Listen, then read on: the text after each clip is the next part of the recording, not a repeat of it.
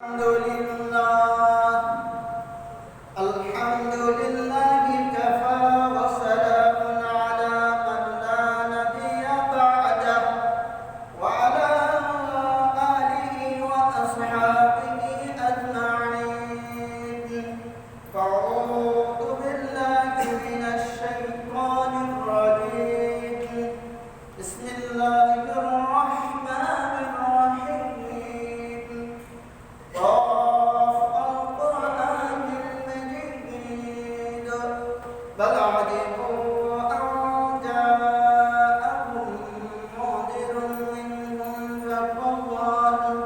فقال الكافرون هذا شيء عجيب أإذا متنا وكنا ترابا ذلك رجع بعيد قد علمنا ما تنبت الأرض منهم وعندنا كتاب حفيظ بل كذبوا بالحق لما جاءهم فهم في أمر مريج أفلم ينظروا إلى السماء فوقهم كيف بنيناها وزيناها وما لها من فروج والأرض مددناها وألقينا فيها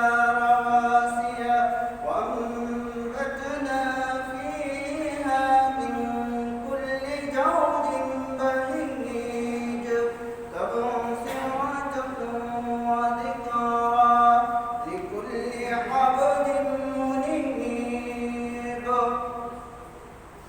وقال تعالى في موضع آخر أعوذ بالله من الشيطان الرجيم إن عدة الشهور عند الله 12 شهرا في كتاب الله يوم خلق السماوات والأرض منها أربعة حرم ذلك الدين القيم فلا تظلموا فيهن أنفسكم وقاتلوا المشركين كافة كما يقاتلونكم كافة واعلموا أن الله مع المتقين আলহামদুলিল্লাহ যাবতীয় হামদ যাবতীয় তারিফ যাবতীয় প্রশংসা যাবতীয় সিফত সানা যাবতীয় গুণগান সেই মহিয়ান গরিয়াত মহান আল্লাহ সুবহানাহু ওয়া তাআলার নিমিত্তে যে মহান রব্বুল আলামিন যে বিশাল আসমান এবং আমাদের পায়ের নিচে বিশাল জমিন সৃষ্টি করে আশরাফুল মাখলুকাত সৃষ্টির শ্রেষ্ঠতম সৃষ্টির সেরা জীব হিসাবে শুধু তাই নয় পৃথিবীর শ্রেষ্ঠ উম্মত করে শ্রেষ্ঠ নবী মুহাম্মদুর রাসূলুল্লাহ সাল্লাল্লাহু আলাইহি ওয়াসাল্লামের উম্মত হিসাবে সুস্থ রেখে সবল রেখে জুমার সালাত আদায় করার লক্ষ্যে আমাদেরকে তার গৃহে এসে হাজির হওয়ার তৌফিক দান করেছে সে মহান রব্বুল আলামিনের শুকরিয়া জ্ঞাপন করে আমরা সকলে পাঠ করি আলহামদুলিল্লাহ দরুদ ও সালাম বর্ষিত হোক তিনার প্রিয় হাবিব সাইয়্যিদুল মুরসালিন খাতামুন নবিয়্যিন নবীকুল সম্রাট প্রিয় নবী মুহাম্মদুর রাসূলুল্লাহ সাল্লাল্লাহু আলাইহি ওয়াসাল্লামের পবিত্র আত্মার প্রতি সম্মানিত হাজিরিন আমি মহাগ্রন্থ আল কুরআনুল কারীমের সূরা আত-তাওবার 36 নম্বর আয়াতে কারিমা আপনাদের সম্মুখে পেশ করেছি। আল্লাহ সুবহানাহু ওয়া তাআলা তৌফিক এনায়েত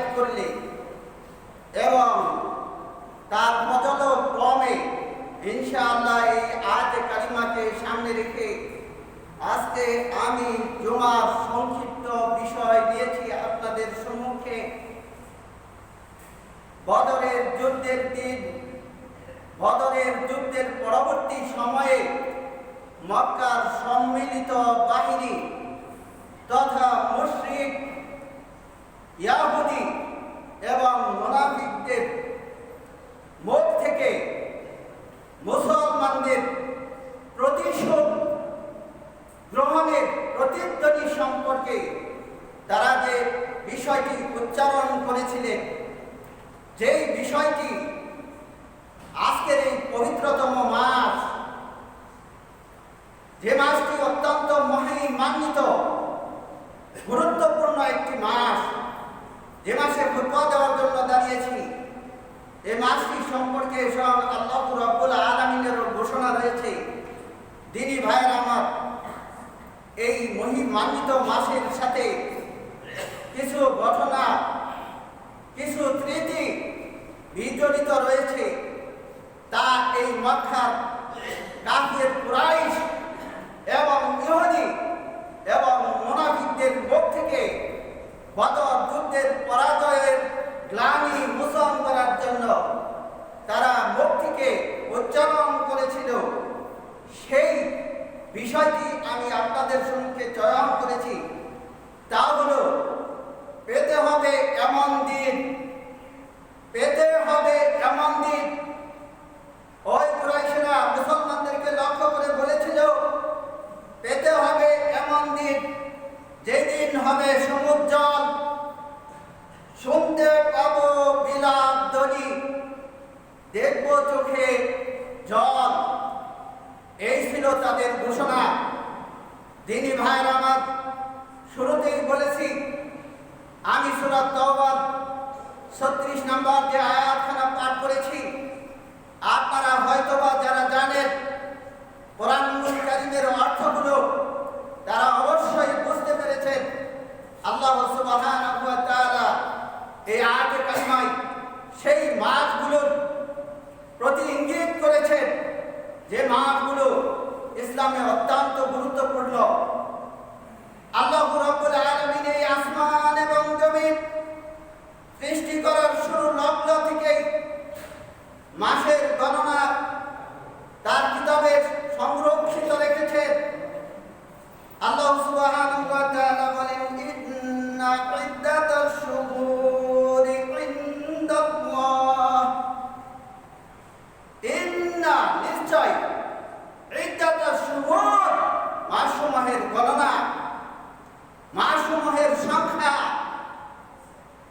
ইনদাল্লাহ আল্লাহ সুবহানাহু ওয়া তাআলার নিকটে, ইসনা আশারা শাহরান 12টি মাস, ফি কিতাবিল্লাহ আল্লাহ তাআলার কিতাবে এটি সংরক্ষিত। আসমান এবং জমিন সৃষ্টির শুরু লগ্ন থেকে আল্লাহ সুবহানাহু ওয়া তাআলা 12টি মাসের সংখ্যা নির্ধারণ করেছেন। এজন্য আল্লাহ বললেন, ইয়াউমা খালাকাস সামাওয়াতি ওয়াল আরদ, যেদিন থেকে আল্লাহ সুবহানাহু ওয়া তাআলা এই আসমান এবং জমিন সৃষ্টি করেছেন, তখন থেকে মিনহা আরবাতুন হুরুম, আল্লাহ সুবহানাহু ওয়া তাআলা বলেন, তার মধ্যে 4টি মাস হলো সম্মানিত। যালিকাদ দীনুল কাইয়্যিম, আল্লাহ সুবহানাহু ওয়া তাআলা বলেন, যালিকাদ দীনুল কাইয়্যিম, এটি হলো আল্লাহ তাআলার প্রতিষ্ঠিত দিন। ফালা তাজলিমু, সুতরাং সাবধান, তোমরা অন্যায় করো না, জুলুম করো না, যুদ্ধে লিপ্ত হও না, পরস্পর মারামারি করো না, নিজেরা নিজেদেরকে ধ্বংসের মধ্যে ঠেলে দিও না।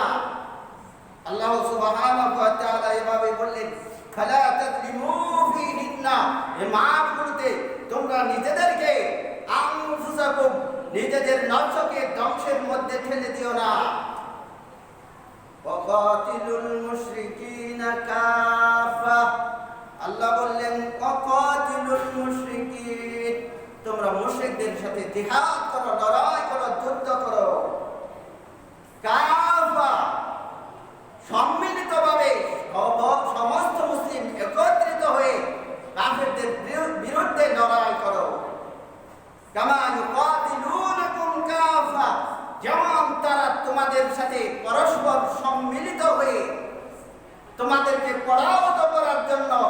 দুনিয়া থেকে নিশ্চিহ্ন করে দেওয়ার জন্য তারা একত্রিত হয়ে তারা তোমাদের সাথে যুদ্ধে লিপ্ত হয়, তোমরাও তাদের সাথে যুদ্ধ করো।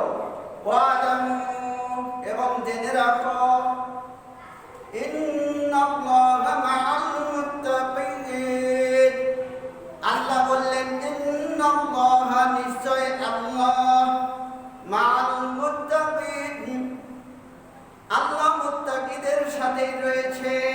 মা'আল মুত্তাকিন, নিশ্চয় আল্লাহ তাআলা যারা তাকওয়া অবলম্বন করে, মুত্তাকি আল্লাহ ওয়ালা পরহেজগার, তাদের সঙ্গে মহান আল্লাহ সুবহানাহু ওয়া তাআলা রয়েছেন। এই আয়াতে কারিমা থেকে আমরা বুঝতে পারলাম আল্লাহ তাআলার দেওয়া মাস হলো 12টি। এই 12টি মাসের মধ্যে 4টি মাস হলো সম্মানিত, 4টি মাস হলো নিষিদ্ধ, 4টি মাস হলো আল্লাহ তাআলার নিকটে অতি গুরুত্বপূর্ণ। এই মাসগুলো তাফসীর ইবনে কাসিরে এসেছে। এই আয়াতের ব্যাখ্যায় তিনারা বলছেন, কয়েকজন সাহাবী থেকে বর্ণিত হাদিসে এসেছে, যেগুলোতে এসেছে সবগুলোই আসছে এই 4টি মাস হলো পরস্পর লাগাতার 3টি মাস, আর একটি হলো আলাদা একটি মাস। 3টি মাসের মধ্যে আমি বলে দিচ্ছি, এর 3টি মাস হলো জুলকাদা, জুলহজ্জা, জুলকাদা, জুলহজ্জা এবং মুহররম।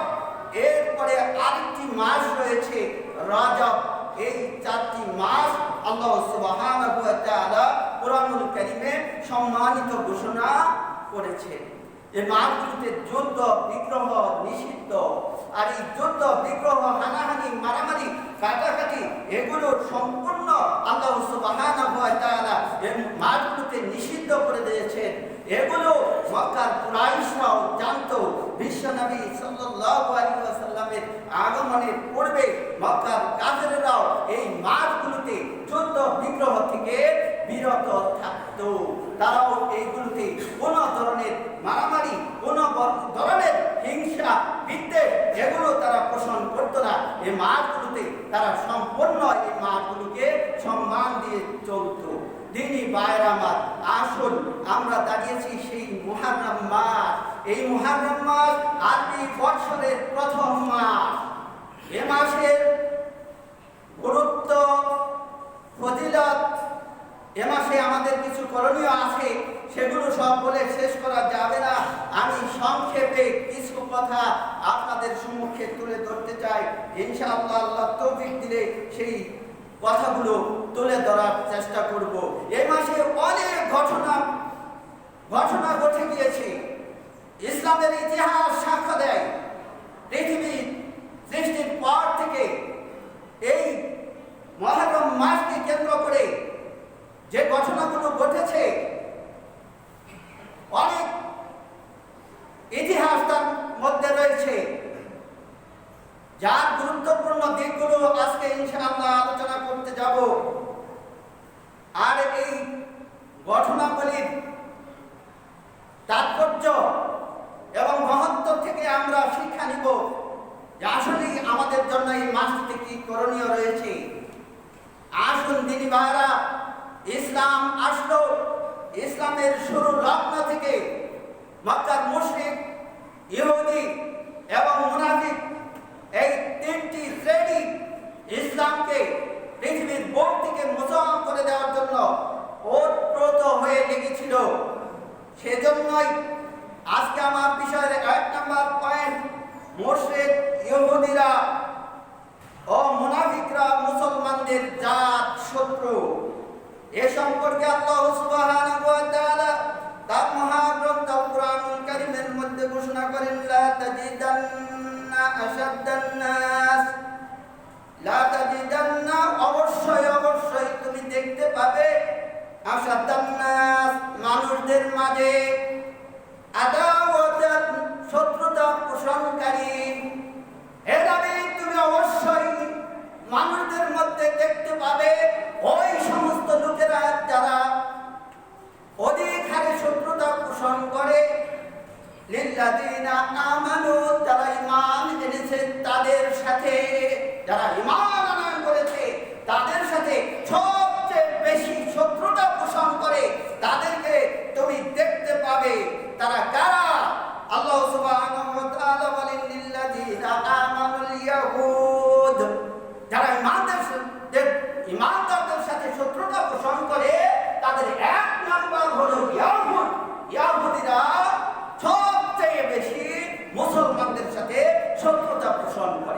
এটি আল্লাহ সুবহানাহু ওয়া তাআলা জানিয়ে দিলেন।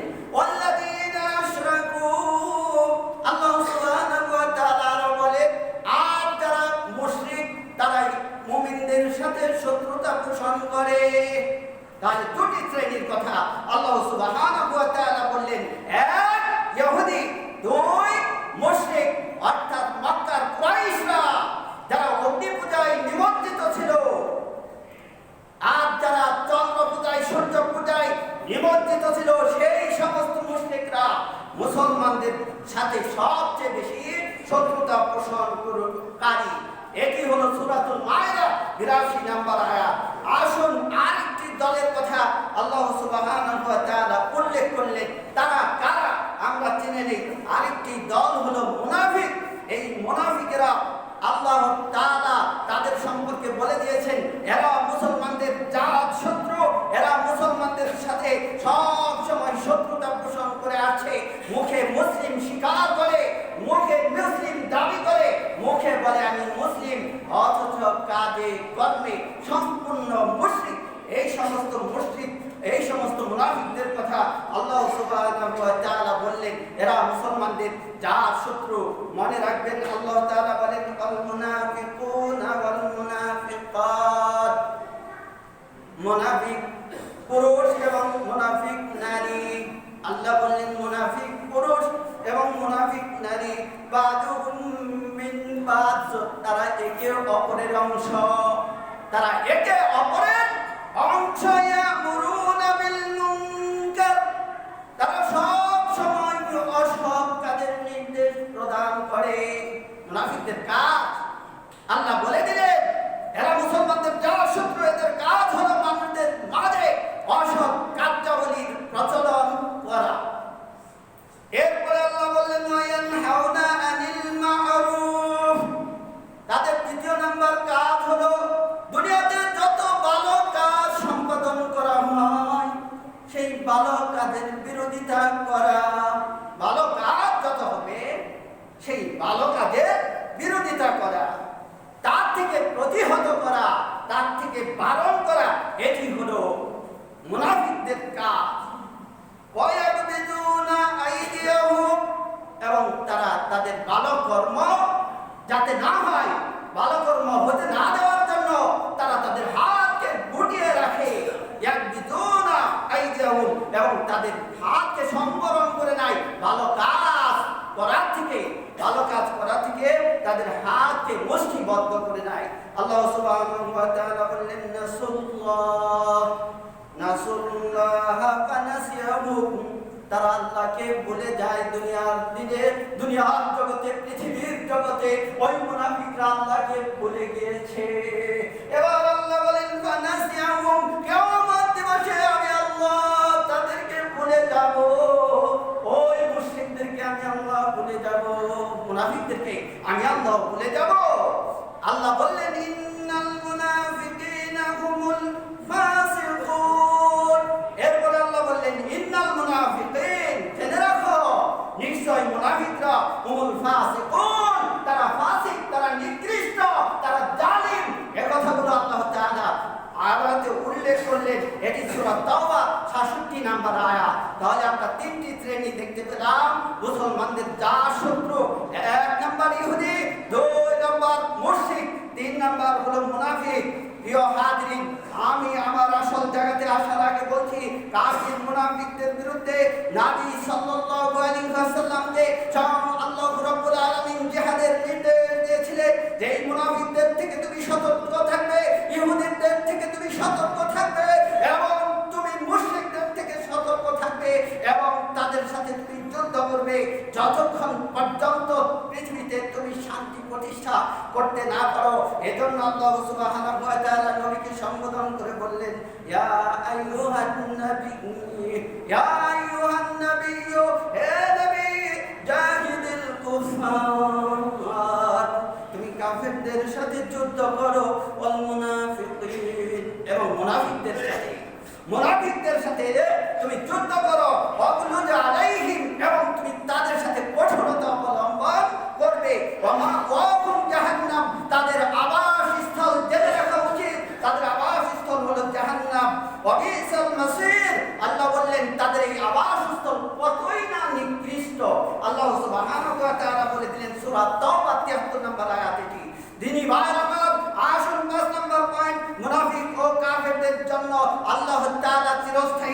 জাহান্নাম সৃষ্টি করে রেখেছেন। এ সম্পর্কে আল্লাহ বললেন ওয়াদাল্লাহুল মুনাফিকিন, নিশ্চয় আল্লাহ তাআলা ওয়াদা দিয়েছেন, প্রতিশ্রুতি দিয়েছেন। কি প্রতিশ্রুতি দিয়েছেন? ওয়াদাল্লাহুল মুনাফিকিনা ওয়াল মুনাফিকাত, নিশ্চয় মুনাফিক নর এবং নারী, ওয়াল কুফার এবং কাফিরদের জন্য নার জাহান্নাম, আমি আল্লাহ তৈরি করে রেখেছি জাহান্নাম, খালিদিনা ফিহা, সেখানে তারা চিরস্থায়ী থাকবে, ওয়ালাহুম আযাবুম মুকিম, আল্লাহ বলেন তাদের জন্য রেখেছি আমি স্থায়ী শাস্তি, সেখানে তারা স্থায়ী শাস্তি লাভ করবে। সূরা তাওবা ৬৮ নম্বর আয়াত। দ্বিতীয়বার আমার মুনাফিকদের সম্পর্কে আল্লাহ তাআলা আরো বললেন, তারা তাদেরকে এই আবাসস্থল আল্লাহ করে দিয়েছেন, এটি অত্যন্ত ভয়াবহ এবং নিকৃষ্ট। এজন্য আল্লাহ বলছেন ইন্নাল মুনাফিকিনা ফি দারকিল আসফালি মিনান নার, নিশ্চয় মুনাফিকরা থাকবে জাহান্নামের সবচেয়ে নিম্নতম স্তরে, তাদের স্থল হলো জাহান্নামের সবচেয়ে নিকৃষ্টতম স্থান। এবার আসুন মুমিনদের সম্পর্কে আল্লাহ কি বললেন। আল্লাহ মুমিনদের সম্পর্কে বললেন আল মুমিনুনা ওয়াল মুমিনাতু বা'দুহুম আউলিয়াউ বা'দ, নিশ্চয় এক মুমিন অপর মুমিনের বন্ধু। ইয়ামুরুনা বিল মা'রুফ, তারা সৎ কাজের আদেশ প্রদান করে, ওয়া ইয়ানহাউনা আনিল মুনকার, এবং অসৎ কাজের বাধা প্রদান করে, ওয়া ইউকিমুনাস সালাহ, এবং তারা সালাত প্রতিষ্ঠা করে, ওয়া ইউতুনাজ যাকাতা, তারা যাকাত প্রদান করে, ওয়া ইউতিউনাল্লাহ ওয়া রাসূলা, নিশ্চয় তারা আল্লাহ এবং তার রাসূলের আনুগত্য করে। উলাইকা সায়ারহামুহুল্লাহ, আল্লাহ সুবহানাহু ওয়া তাআলা তাদের প্রতি দয়াশীল। ইন্নাল্লাহা আজিজুন হাকীম, নিশ্চয় আল্লাহ পরাক্রমশালী এবং প্রজ্ঞাময়। মুমিনদের সম্পর্কে আল্লাহ সুবহানাহু ওয়া তাআলা এই কথাগুলো বললেন, সাথে সাথে উল্লেখ করলেন মুমিনদের জন্য আল্লাহ সুবহানাহু ওয়া তাআলা তৈরি করে রেখেছেন জান্নাত। ওয়াদাল্লাহুল মুমিনিনা ওয়াল মুমিনাতি জান্নাত, আল্লাহ সুবহানাহু ওয়া তাআলা মুমিন নর এবং নারীর জন্য জান্নাত তৈরি করে রেখেছেন। তাদেরই মিন তাহতিহাল আনহার, যে জান্নাতের নিচ দিয়ে নিঝরণীসমূহ প্রবাহিত, ঝর্ণাসমূহ প্রবাহিত রয়েছে। সেই জান্নাতের নিচ দিয়ে 4টি নহরের কথা আছে। 4টি নহরের বর্ণনা দেওয়া সম্ভব হবে না।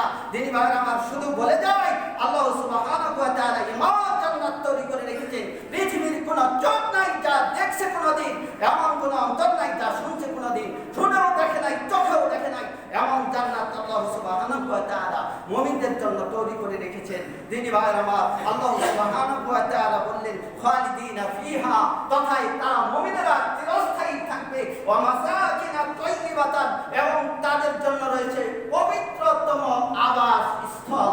আল্লাহ সুবহানাহু ওয়া তাআলা তাদের জন্য পবিত্রতম আবাসস্থল তৈরি করে রেখেছেন। কি জান্নাতি আদন, আল্লাহ তাআলা বললেন তাদের জন্য রয়েছে জান্নাতে আদনের মধ্যে তাদের জন্য উত্তম উত্তম গৃহ আল্লাহ সুবহানাহু ওয়া তাআলা নির্মাণ করে রেখেছেন। ওয়া রিদওয়ানুম মিনাল্লাহি আকবার, মুমিনদের সবচেয়ে বড় সফলতা হলো জান্নাতে আল্লাহ সুবহানাহু ওয়া তাআলা তাদের সাথে দেখা করবেন।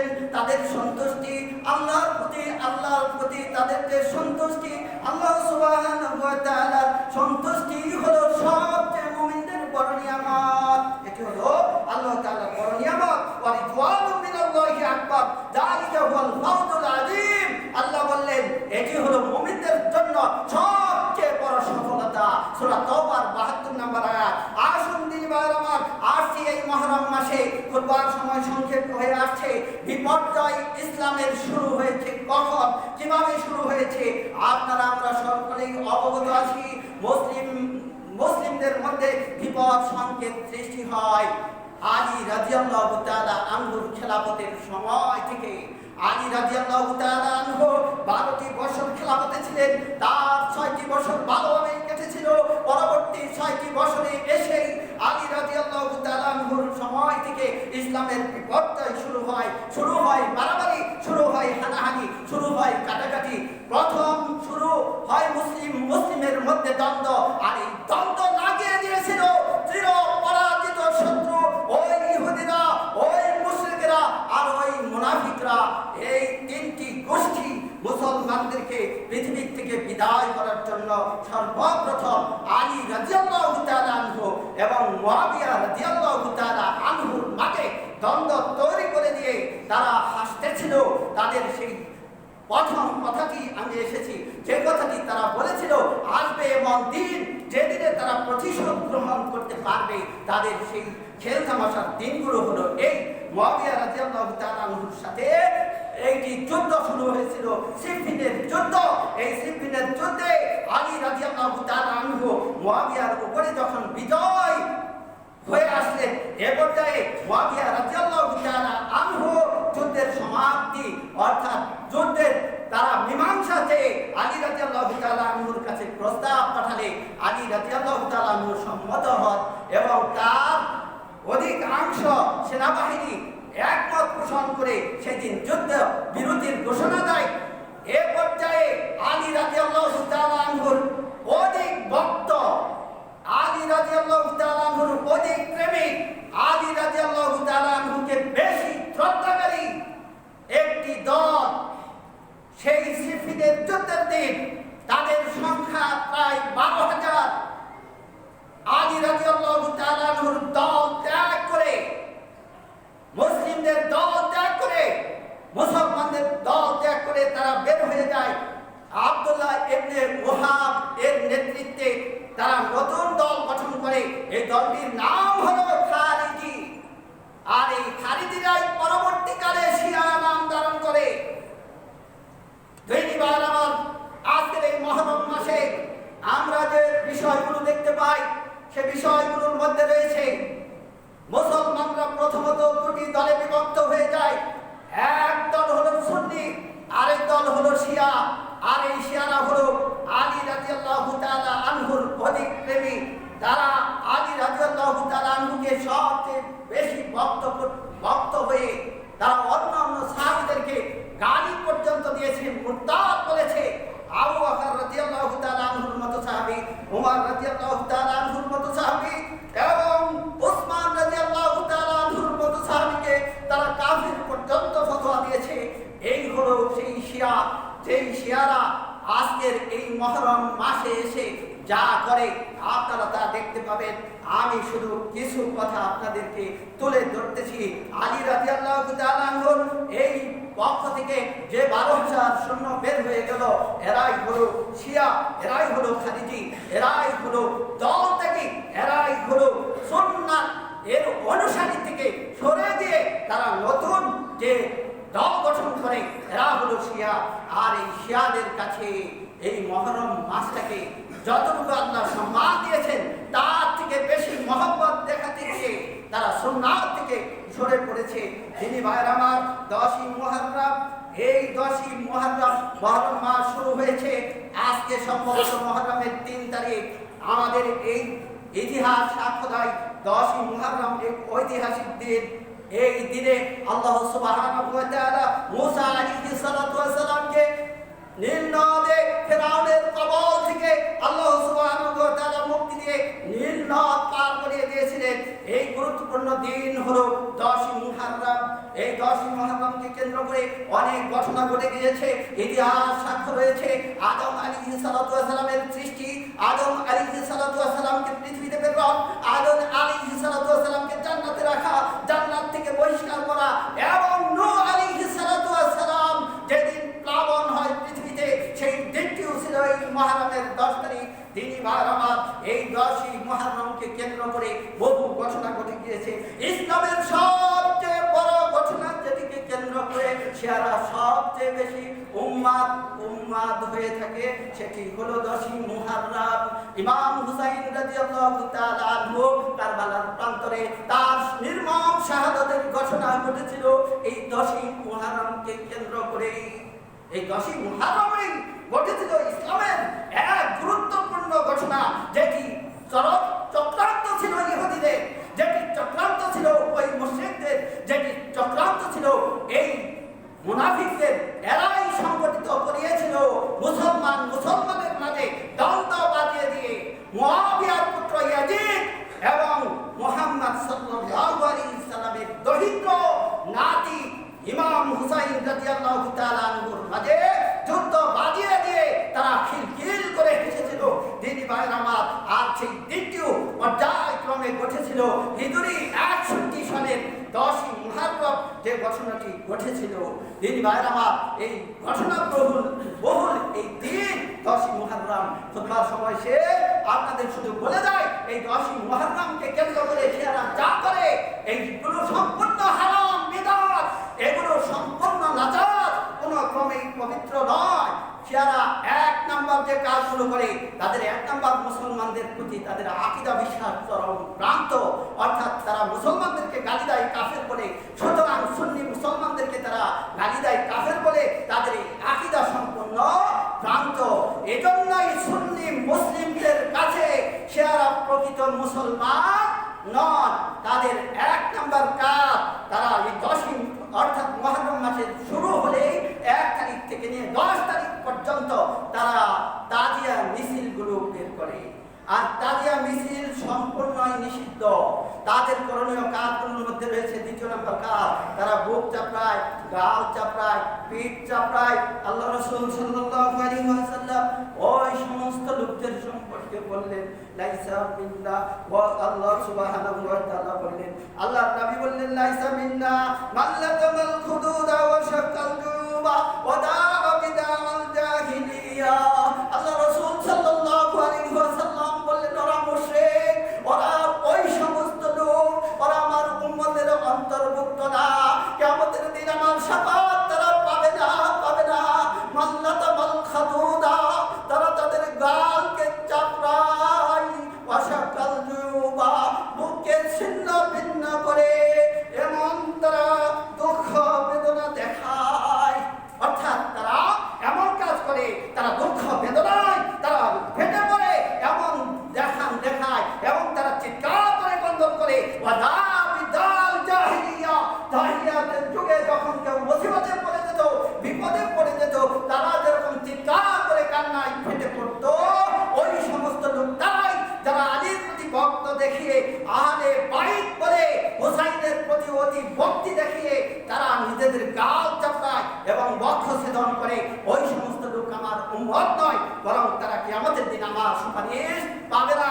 দিনই ভাইয়ের আমার, আসুন এই পবিত্র দিনে ইমাম হুসাইনের শাহাদাত যেমন মর্যাদাপূর্ণ, যেমন আল্লাহর রাসূল সাল্লাল্লাহু আলাইহি ওয়াসাল্লামের আহলে বাইত একজন সাহাবী আমির হামজা রাদিয়াল্লাহু তাআলা আনহু, তার শাহাদাত ঘটেছিল অত্যন্ত মর্মান্তিকভাবে।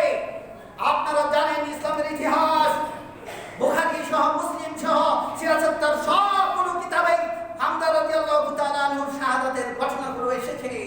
ওই মুশরিক হিন্দা পরবর্তীতে আল্লাহ রাসূল সাল্লাল্লাহু আলাইহি ওয়াসাল্লামের হাতে ঈমান গ্রহণ করেছিলেন। ওই হিন্দা সর্বপ্রথম ইসলামের মহান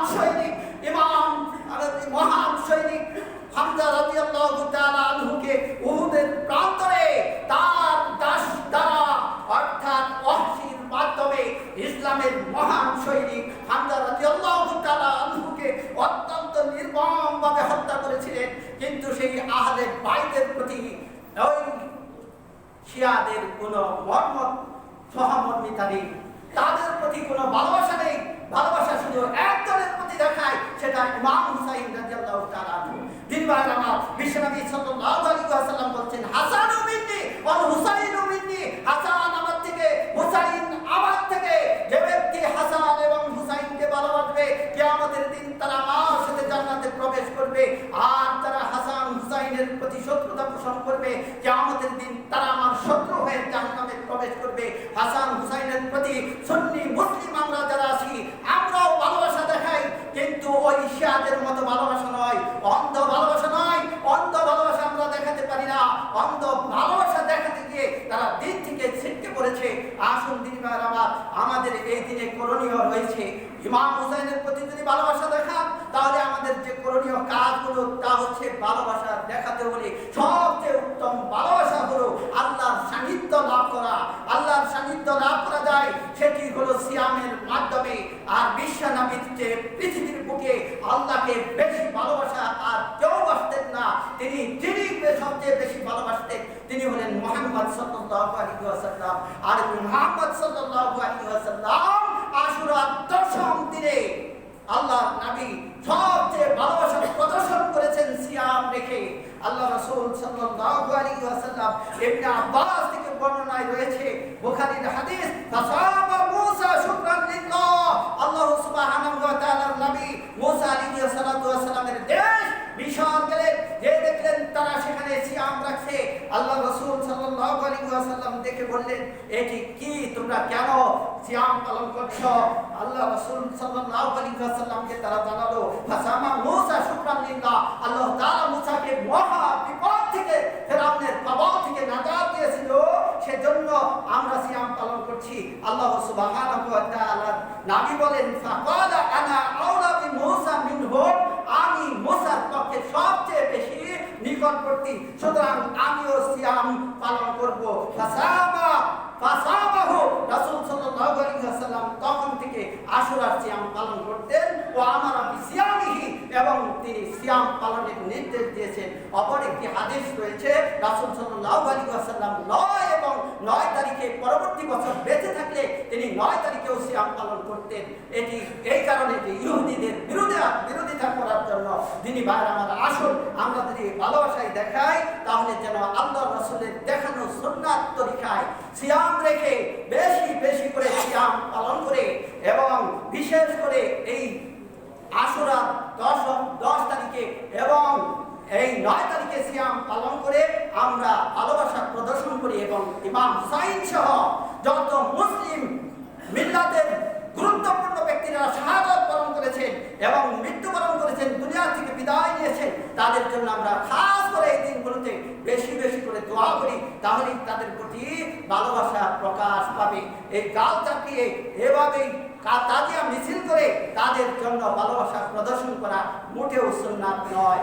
আসুন আল্লাহ যেন আমাদেরকে বুঝ দান করেন। বারাকাতুল্লাহু লানা ওয়া লাকুম ফিল কুরআনিল আযীম ওয়া নাফা'না ওয়া ইয়্যাকুম বিল আয়াতি ওয়া যিকরিল হাকীম। ফাইন্নাহু তাআলা